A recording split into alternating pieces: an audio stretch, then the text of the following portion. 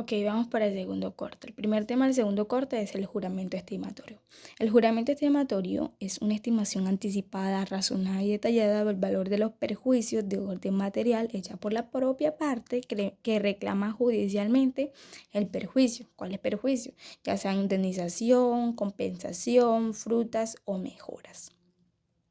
Esta tiene una doble connotación, el juramento estimatorio. Sirve como requisito, como requisito de algunas demandas y contestaciones, y segundo, como medio de prueba.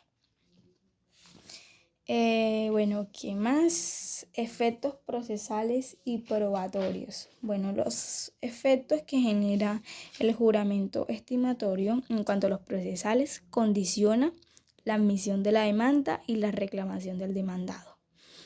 Segundo, la sentencia debe ser congruente con la suma justa, es decir, que opera como techo máximo de reconocimiento. Y tercero, con esto se va a imponer unas multas. ¿Unas multas cuándo? Cuando es excesivo y por falta de demostración. Ahorita más adelante se va a especificar. Y eso en cuanto a los efectos procesales. Los efectos probatorios es que sirve para probar la cuantía siempre que no sea objetado y que no sea desvirtuado por el juez de oficio y que no sea desvirtuado por otra prueba. La sola, ¿qué más? Bueno, esos son los requisitos. Ahora la objeción. ¿Qué es la objeción? La objeción es el mecanismo medio de contradicción del juramento estimatorio. La sola objeción deja sin efecto la estimación, sin importar la resulta de la objeción. ¿Cuáles son los requisitos? Que sea de manera oportuna y que se indique dónde está la inexactitud o el error del juramento. Se va a objetar en el primer momento que tiene la parte para pronunciarse. ¿Y cómo se va a realizar? Entonces el juez va a abrir un trámite incidental y si se cumple con los dos requisitos, es decir, si fue presentada de manera oportuna y se indicó la inexactitud de la estimación del juramento, entonces el juez va a correr traslado a lo que se objetó. ¿Y cómo se decide la objeción? Esto no es para determinar si prospera o no la objeción, sino para determinar si es excesivo. ¿Cuándo se considera excesivo? Cuando supera el 50% del valor probado. Y si es excesivo, entonces vamos con las sanciones. Se van a poner las sanciones. ¿Cuál es la primera sanción? Se va a sancionar en pagar el 10% del valor excedido, es decir, la diferencia entre lo que se estimó y lo que resultó probado, el 10% de eso, a favor de la dirección ejecutiva, de la administración judicial o del Consejo Superior de la Judicatura. La segunda sanción es en aquellos eventos en que se nieguen las pretensiones por falta de demostración de los perjuicios. La sanción va a ser del 5% del valor pretendido en la demanda cuyas pretensiones fueron desestimadas. Es decir, la causa de la falta de demostración es imputable por el actuar negligencia o temerario de la parte. ¿Qué más? Bueno, se me olvidó decirte que los dos requisitos, sí, obviamente, si se cumplen los dos requisitos, se va a abrir el trámite. Si no se cumplen los dos requisitos, esa objeción no tiene valor y se va a rechazar.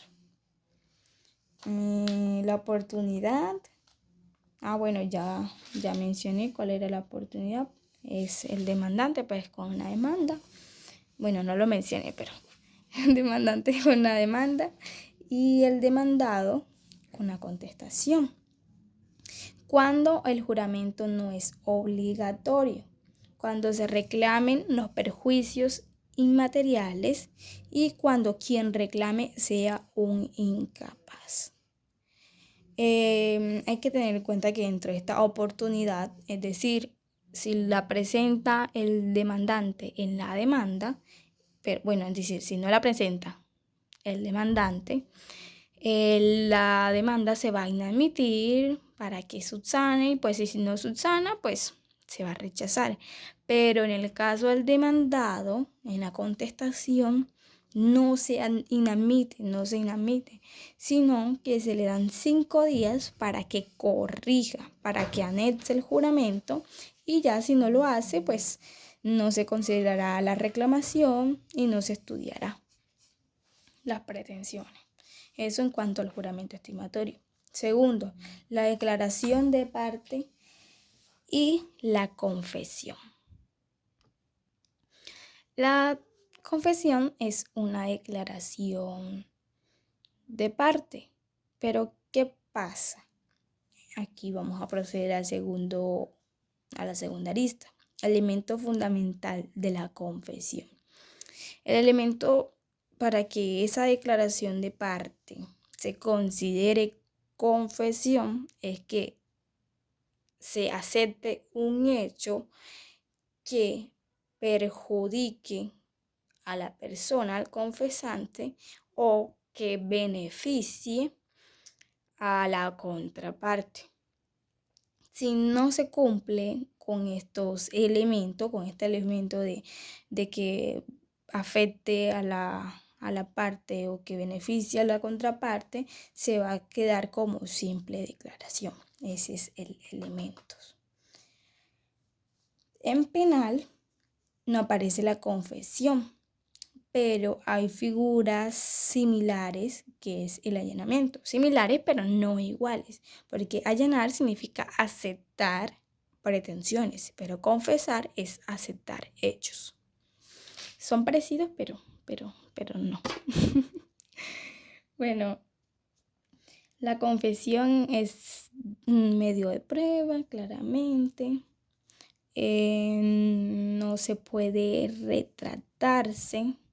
En civil y en los procesos así no se puede retratar. Sí admite infirmación, pero no se puede retratar. En penal sí se puede retratar por el principio de la no autoincriminación. Entonces, límites y prohibiciones. El límite es que la ley no exija otro medio de prueba, ya que sabemos que si exige otro medio de prueba y tú lo presentas con otro, con una declaración, con una confesión, es inconducente. Recuérdalo y las admisibilidades de la prueba. Y las prohibiciones es que, bueno, eso sí creo que se va a hablar más adelante, pero no sé. Pero la prohibición es de la confesión de los representantes legales de entidades de derecho público. Ellos no pueden confesar. Clasificación. Bueno, la confesión puede ser judicial, extrajudicial, provocada, espontánea, ficta o presunta. La judicial es la que se realiza en curso de una actuación judicial. Esta a su vez se subdivide en procesal y extraprocesal.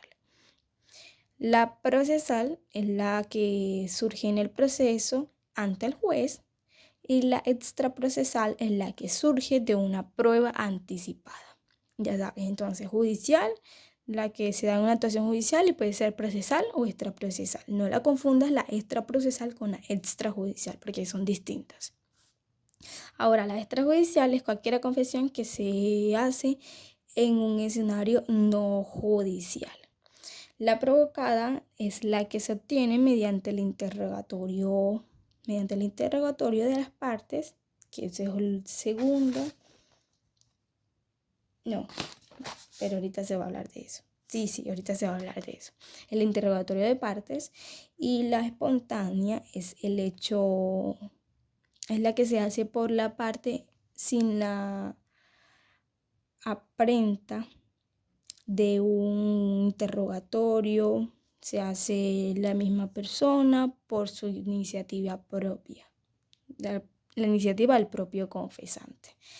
La ficta o presunta es una sanción procesal.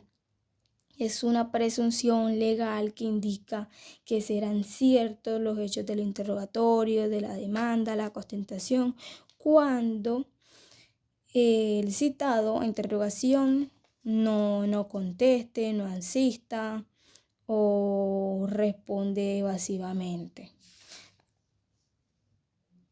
Bueno, hay que tener en cuenta aquí unos puntos.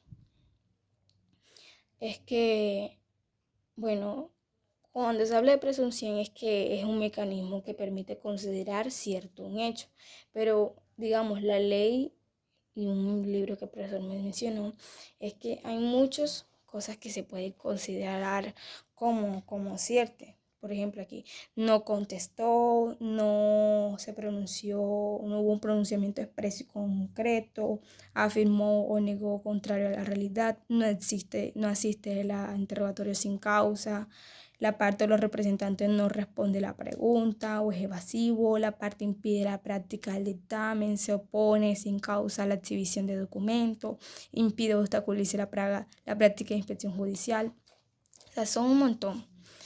Pero, esto no me enfoca, pero lo que hay que tener en cuenta en esto es que se considera confesión ficta solo en 3 ocasiones: cuando no responde, cuando responde pero es evasivo con su respuesta, y cuando no asiste al interrogatorio. En estas 3 circunstancias se considera confesión ficta. En las demás, ya te recuerdo que hay un montón, solo en las 3 es ficta. En las demás se considera presunción legal. Bueno, eso por esa parte. Límite de promisiones, clasificación ya. Litisconsorcio. ¿Qué pasa con los litisconsorcios? Sabemos que existe el litisconsorcio facultativo y necesario. En el facultativo, la tramitación es la misma, pero los intereses son individuales. Es decir, una persona puede confesar sin perjudicar al otro, no porque no tiene poder dispositivo sobre el derecho de aquel. Mientras que en el necesario, todos corren la misma suerte. Para que haya confesión, el hecho debe ser reconocido por toditos, ya que el derecho no es uno solo, sino que el derecho no es uno solo y ninguno dispone de él de manera individual. Si uno solo confiesa, no se considera confesión. Recuerda, debe ser reconocido por todos, porque se trata de un hecho procesal y se rompería esa unidad pues jurídica.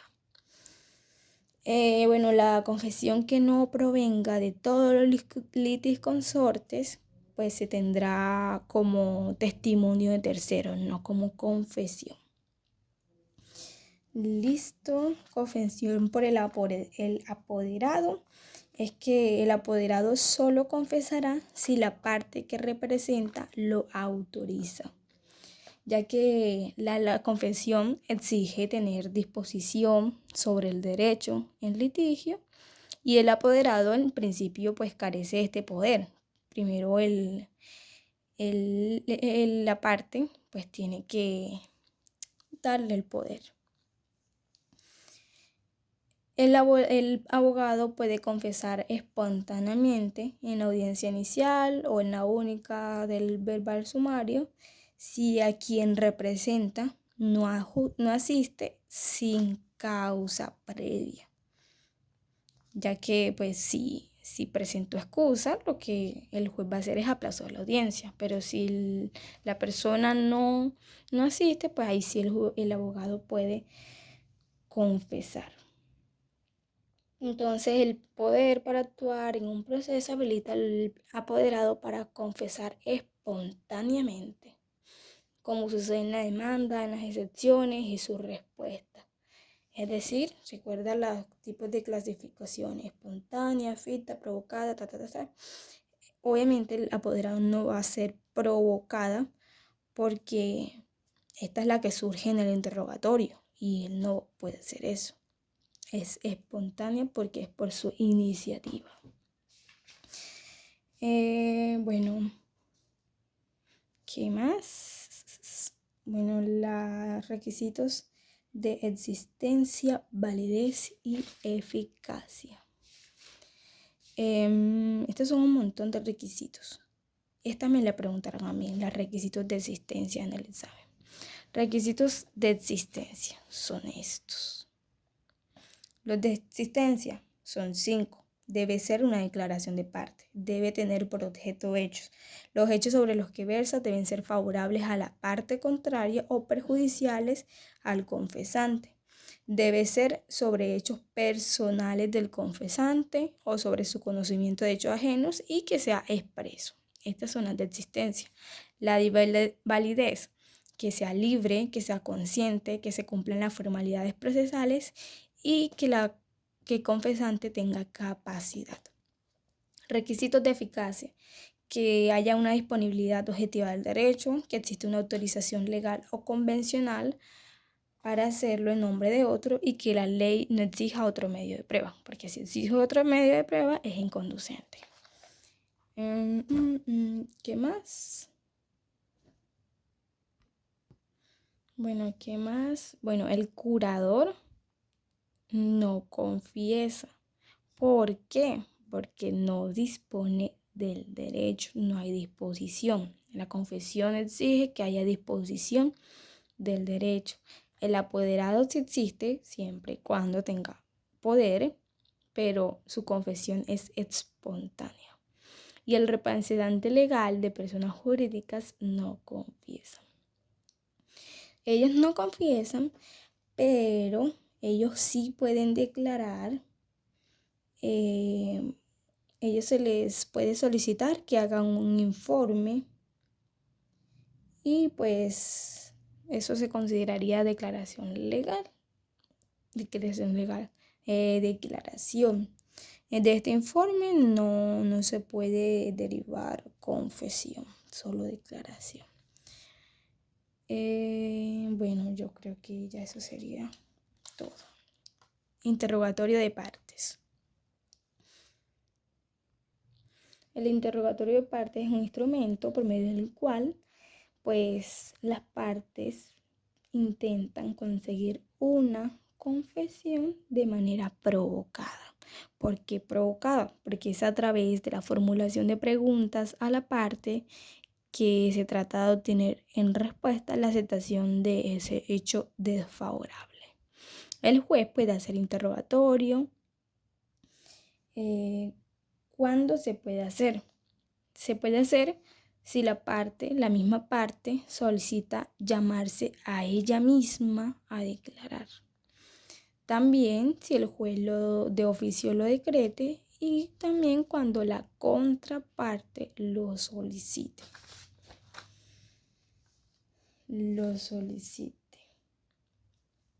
Aunque hay que tener en cuenta que el juez que decreta el juez, el interrogatorio que decreta el juez, en principio no tiene la finalidad de provocar confesión, sino de aclarar algunos puntos o aspectos contradictorios de la litis.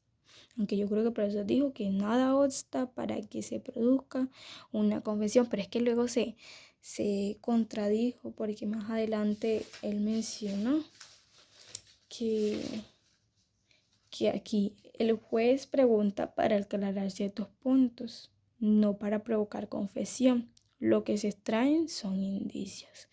Entonces, bueno, eso. No se ve nada. Los roles. En el interrogatorio de partes va a preguntar quién pide la prueba.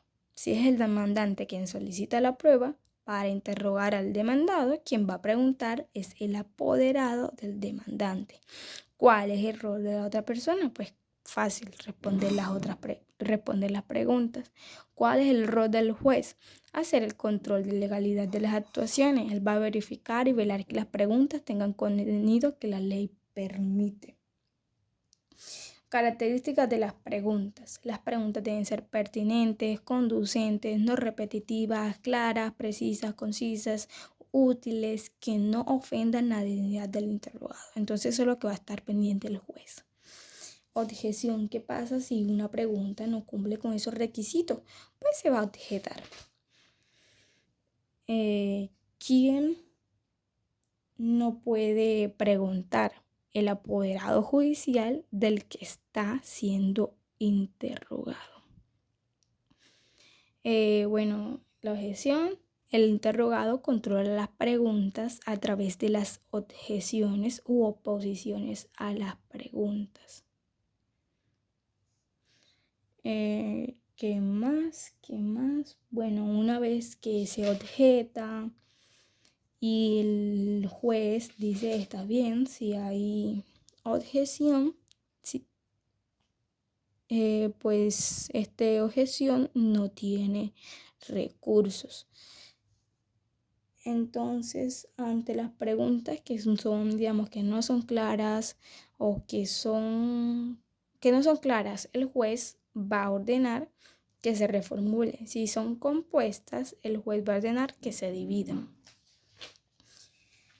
¿Quién no puede interrogar? Ya la mencioné, el apoderado judicial del que está siendo interrogado. Interrogatorio anticipado de parte.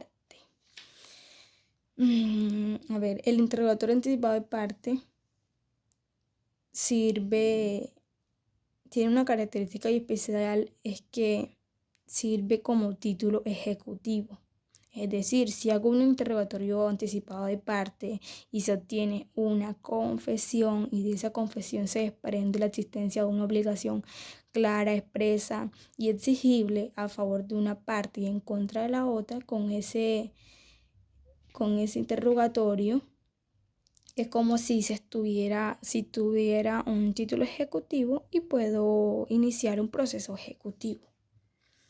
Preguntas por escrito. Bueno, las preguntas pueden ir por escrito en un sobre y se deben leer en audiencia porque el proceso es verbal, entonces se van a leer. La ventaja de preguntas por escrito es que si se pide la prueba, es decir, se solicita el interrogatorio y la persona quien solicitó no va a la audiencia, pues ya el juez tiene las preguntas en el sobre, ya las preguntas están ahí. Entonces el juez lo que va a hacer es abrir el sobre y las va a formular, aun si la parte no está. Pero si no es por escrito y la parte no va, quien va a interrogar no va, pues va a fracasar la prueba. Esa es la ventaja que se tiene. Sí se pueden cambiar las preguntas total o parcialmente si es por escrito. Es un derecho de la persona de que va a interrogar. El interrogatorio del testigo no tiene límite de pregunta. Bueno, eso me estoy adelantando. ¿Cómo se desarrolla el interrogatorio? Ella es la que se huele en una arista. Justificación para no responder. Cuando las personas tienen excusa para decidir no responder durante el interrogatorio. Cuando las preguntas afecten la dignidad del testigo de la persona y cuando las preguntas implican responsabilidad penal. Estas preguntas se debe advertir al interrogado que no está obligada a responderla, pero en caso de que la responda se levanta el velo del juramento por el principio de la no autoincriminación. Ahora sí, ¿cómo se desarrolla el interrogatorio? Bueno, eso es de que si hay que trasladar al interrogado, paga el que pidió la prueba. Es bajo juramento, son 20 preguntas máximo, salvo en los procesos verbales sumarios que son 10, la mitad. El juez no tiene límite de pregunta, va a preguntar quién solicitó la prueba y si no va, pues no se practica a menos que se tenga el escrito. ¿Qué más? La parte personalmente es la que resuelve el interrogatorio y ya, eso sería básicamente cómo se desarrollaría. Testimonio de terceros. Testimonio de terceros. Excepciones del deber de declarar. A ver, Estas personas no se abstienen de ir, pero sí de rendir declaraciones. Quienes, por el principio de no autoincriminación, tiene su fundamento pues en los lazos de familiaridad, por ejemplo, que no pueden confesar, no pueden rendir declaración, digamos, cuando se habla de las cónyuges. Eso aparece en el artículo 33 de la Constitución. Léetelo. También el artículo 74 que habla por el secreto profesional. Los psicólogos, abogados, etc., pues por el secreto profesional, pues ellos no pueden, no pueden declarar. ¿Qué más? Capacidad para rendir testimonio. Bueno, esto se refiere más a la incapacidad. Digamos, cuando se refiere más a las incapacidades, por ejemplo, las inhabilidades permanentes, las personas inhábiles permanentes no pueden declarar en ningún caso. Por ejemplo, las que tienen discapacidad mental absoluta, los sordomudos, que no se dan a entender, porque si se dan a entender sí pueden, pero las que no se pueden dar a entender. O los relativos o transitorios. ¿Cuáles son estos? Relativos, para el determinado caso, digamos, no pueden rendir, pero superada la circunstancia, se puede recibir la declaración. Aquellas personas que sufren de, digamos, migrañas, ataques de epilepsia, solo que en el momento, digamos, no gozan. Bueno, esa. La transitoria son las que en el momento no gozan de sus plenas facultades. Las personas que están alcoholizadas, ebrias, las drogadas, las que recibieron unas malas noticias y así. Estas estas inhabilidades, hay una figura llamada la tacha por inhabilidad. ¿Qué son a estas personas? La inhábil permanente y tacha por imparcialidad es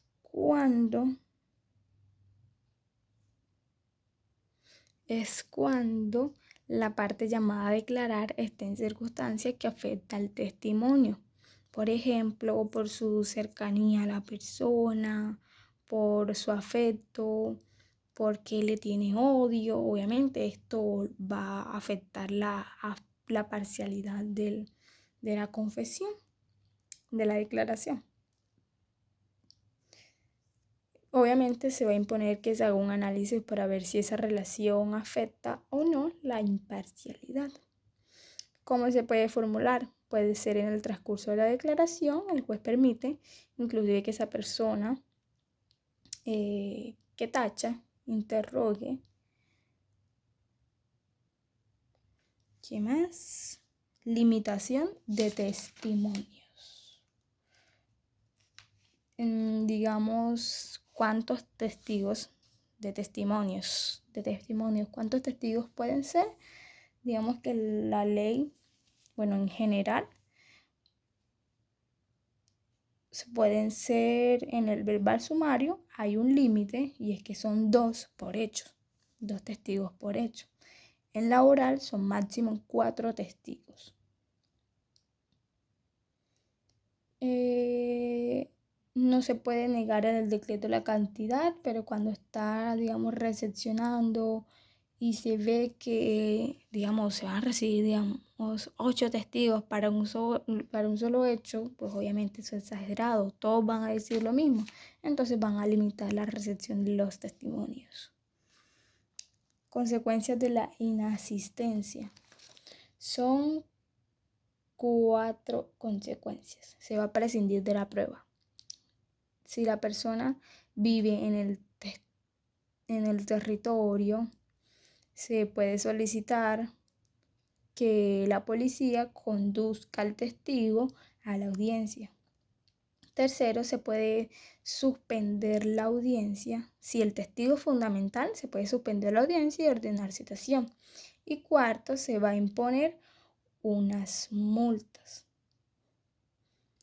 Digamos, se va a imponer una multa que es de 2 a 5 salarios mínimos. Si la persona también no interroga, cuando la persona asiste, pero no responde, también se va a imponer una multa de 2 a 5 salarios mínimos y un arresto de 1 a 10 días. Si las respuestas son evasivas, solamente se va a poner una multa. Eliminación ya. Testigos, yo me voy a leer esta. Testigos especiales.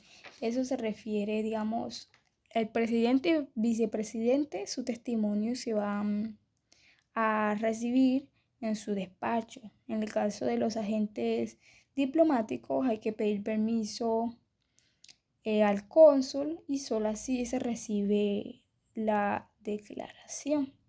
Se va a llevar una carta rogatoria para que declare este agente diplomático. Esos son los dos casos. Los presidentes y vicepresidentes se va a recibir en su despacho y el otro agente diplomático se va a solicitar. Ahora sí, las etapas. Las etapas del testimonio es que primero se va a recibir la declaración espontánea del testigo. Segundo, el interrogatorio, el juez va a interrogar. Tercero, va a interrogar quien pidió la prueba. Segundo, un contrainterrogatorio. 5, se da una doble vuelta, es decir, la parte que no pidió y la contraparte pueden volver a hacer lo mismo, pueden volver a preguntar para refutar. Y sexto, pues el juez puede preguntar en el momento que él quiera. Características del interrogatorio: es oral, excepto la prueba practicada por comisionado. No hay límite de preguntas, no hay límite de preguntas. Eso es una diferencia entre el interrogatorio de parte, se me la preguntaron en el examen, y es esa diferencia. En el interrogatorio del testigo no hay límite de preguntas, en el interrogatorio de parte sí hay. Bueno, seguimos con las características. Se hace bajo la gravedad de juramento. Las preguntas deben ser claras, precisas, pertinentes, conducentes, útiles, no sugestivas, no capciosas, porque se rechaza por objeción, no deben ofender a la dignidad del testigo. Las preguntas que impliquen responsabilidad penal, lo mismo que ya mencionamos la anterior. Deben ser por hechos, no pueden dirigirse a la opinión del testigo, excepcionalmente para testigos técnicos. ¿Qué más? Si no prospera la objeción, el testigo debe responder. Los testigos se escuchan de manera separada, no todos juntos y revueltos, sino que separadas. Entra un testigo, luego el otro. El testigo puede hacer dibujos, gráficas, aportes de documentos, puede consultar siempre y cuando el juez lo autorice. El testigo puede aportar documentos relacionados con declaración, también se pueden tachar y es prueba independiente. Si la pregunta no esclarece o no se refiere a un hecho, no se rechaza, sino que se reformula. Y bueno, consecuencias de obstaculizar, ella es la que se pasa para el otro. Bueno, ahora vienen las clases de interrogatorio. Puede ser directo, indirecto y cruzado. Directo, la que hace quien pidió la prueba. Indirecta, el que hace el juez. Y cruzado es la que hace por varias fases, digamos, el que pidió, luego la contraparte, vuelve y lo hace el que pidió, vuelve y lo hace la contraparte, así es cruzado. Ese es el que tenemos que se usa aquí en el proceso. La prueba pericial. Bueno, la prueba pericial es la prueba que parte de la ignorancia, ya que el juez sabe de derecho, pero no de todos los campos, escapa del ámbito de su conocimiento. Entonces esto es para entender mejor los hechos, para valorarlos mejor. El perito puede ser perito judicial que expide un dictamen de opinión o perito de parte que expide un dictamen de confirmación. Antes era dictamen de opinión, pero ahora se considera es dictamen de confirmación.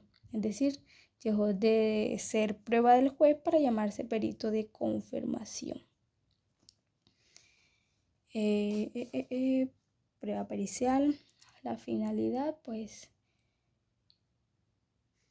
es esa. La finalidad, digamos, se mantiene con una dualidad. Sirve para auxiliar al juez y como método de confirmación y de hipótesis. Formas de aportarlo. Antes, en el Código de Procedimiento Civil, antes se podía pedir al dictamen pericial, pero con el CGP ahora se aporta.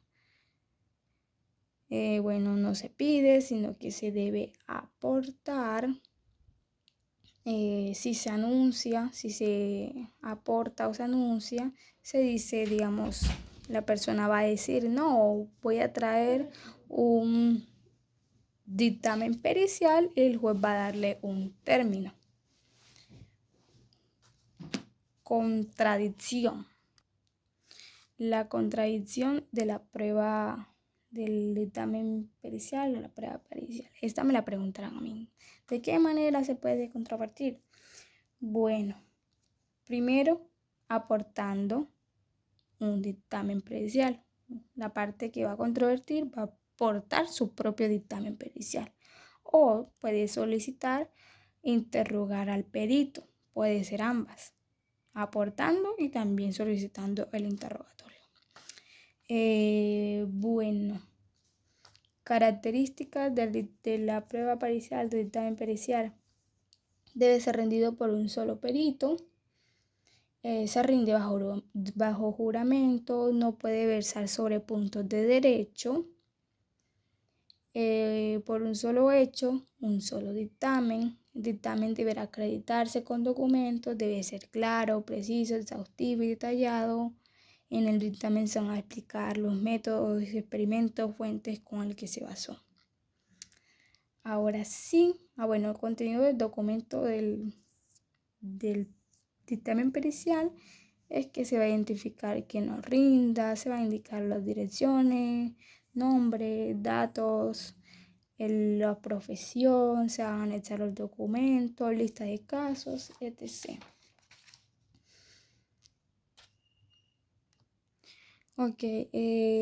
El dictamen también puede decretarlo el juez de oficio para entender mejor los hechos, para valorarlo de mejor manera, cuando lo considere necesario, porque necesita soporte técnico y temas especializados.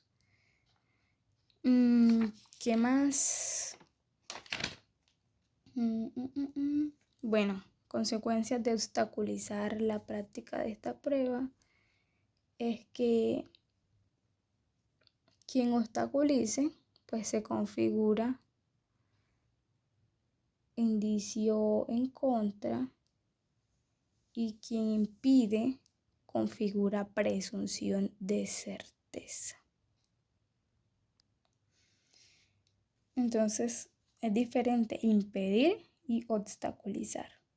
Si se impide, ya sabes, presunción de inocencia, de certeza y una multa. Y si se obstaculiza, se va a configurar como indicio grave. El perito está obligado a ir cuando lo cite la contraparte, si lo cita el juez, si cita oficiosamente. Si en el interrogatorio la parte busca ampliar el dictamen, se puede objetar, porque ya todo debió decirse ahí en ese dictamen. Ahora, inspección judicial. La prueba por excelencia es la prueba por excelencia de percepción directa por el juez. Tiene 5 características y es que es, digamos, lo que percibe el juez. se va a realizar directamente por el juez. El juez lo que va a hacer es describir todo lo que ve, no da opinión, es facultativo. El juez verá si lo decreta, es subsidiario, porque el juez puede cambiar o negar cuando existe otro medio, aunque hay casos en que la inspección es obligatoria. Cuando en los procesos de pertinencia del linde y lo monstresco. ¿Qué más? Contradicción. ¿Cómo se puede controvertir la inspección judicial? Pues eso ya lo mencioné mucho más arriba, pero se controvierte asistiendo a la audiencia, a la diligencia. A la diligencia se puede controvertir, ya que en el curso de la inspección judicial se pueden dictar sentencias, entonces se tiene derecho a presentar recursos, pero si no se va a la diligencia y se practican otras pruebas, no se puede formar parte de esas pruebas. ¿Qué más? Consecuencias para quien impide o obstaculice la práctica. Si es de parte, la inspección judicial la que se solicita, se impondrá una multa de 5 a 10 salarios mínimos legales. También se dará una presunción de certeza, y si la inspección es de oficio, se va a imponer una multa más indicio grave. Si se va a inspeccionar una cosa mueble, se requiere que se traiga al despacho pues para su exhibición. La inspección judicial permite incorporar documentos y otras pruebas, pero no las que se debieron aportar en la demanda y su contestación, sino pruebas que se deriven de la inspección judicial. La oportunidad, ya en la demanda y la contestación. Ahora vamos para la prueba documental. Esta de prueba documental, mejor te mando los 2 documentos que hablan muy claro sobre estos. Y sería todo.